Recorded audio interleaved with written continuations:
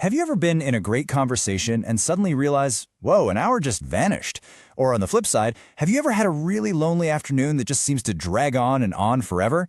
Well, that's what we're going to dig into today. That incredible, kind of weird connection between the people in our lives and how we actually feel time passing.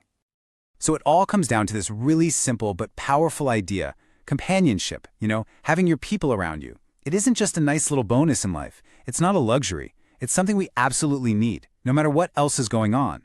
It's fundamental. And it's almost like there's this beautiful, invisible math to it all.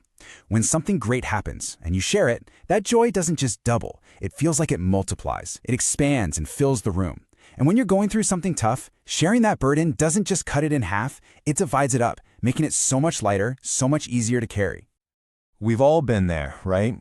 You're hanging out, you're talking, you're laughing, and you glance at the clock and you're just shocked. You can't believe how late it is.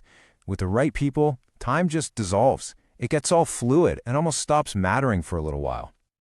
Okay, so let's flip this whole thing on its head. This is where we get into a pretty serious thought experiment. What happens to time when you take that key ingredient, your people, completely out of the picture? And I'm not just talking about spending a quiet night at home. I mean, really imagine it. True, deep isolation. You're in a place where you have absolutely no one. No family, no friends, not a single familiar face to share a look with. In that kind of complete solitude, time itself would just break. It wouldn't flow anymore. Every single second would stretch out and feel like an hour. Time stops being something you live in, and it becomes something you just have to endure.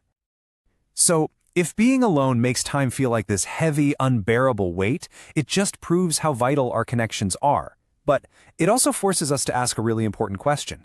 If having our people around is so powerful, who exactly are they? Who are we really talking about when we say loved ones? Our minds immediately go to the usual suspects, right? We think of our family, the people we share blood with, or maybe those friends we've had since we were kids, or even the colleagues we see every single day at work. Those seem like the obvious answers. But the answer we get here is, surprisingly, no. It suggests that all those labels we use, family, friend, colleague, they don't automatically mean someone is truly one of yours.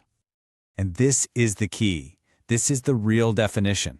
A true companion isn't defined by a title, but by their actions. It's the person who shows up when things get really hard, the one who stands by your side when you're going through adversity. That's the real test of connection. Which brings us to the core paradox of this whole thing. We've talked about how people change our feeling of time. But now we're going to see how time itself is the ultimate test, the thing that reveals who our true connections are. So this is where we started, right? This is the first piece of the puzzle. That amazing feeling of getting so lost in the moment with people you care about that you totally lose track of time. And here is the other side of that coin, the big twist.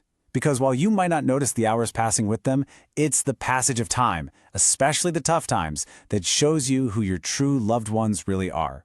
So, time isn't just something that flies by. It's a force that reveals the truth. So we'll end with this, a question for you to just kind of sit with. When you look back on your life, not just at the happy moments where time flew, but at the hard times that really tested your relationships, who did time reveal to you? That's definitely something worth thinking about.